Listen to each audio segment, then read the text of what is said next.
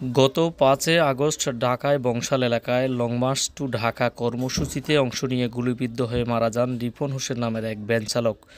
পরে লক্ষ্মীপুরের রামগঞ্জ উপজেলার লামছড়ি ইউনিয়নের পূর্ব পানপাড়া গ্রামের বাড়িতে তার মৃতদেহ দাফন করা হয়। দাফনের ৬ মাস পর আদালতের নির্দেশে রবিবার ২ ফেব্রুয়ারি তার মৃতদেহ কবর থেকে উত্তোলন করা হয়েছে। রামগঞ্জ উপজেলার সহকারী কমিশনার ভূমি দেবব্রত দাসের উপস্থিতিতে রিপনের মরদেহ উঠিয়ে ঢাকায় পাঠানো হয়। নিহত রিপন ওই এলাকার ছত্তর ভূঁইয়া বাড়ির মৃত ইদ্রিস মিয়া ও সুপিয়া বেগম দম্পতির ছেলে। তিনি ঢাকায় কোতোয়ালি থানা এলাকায় ভ্যান চালক ছিলেন।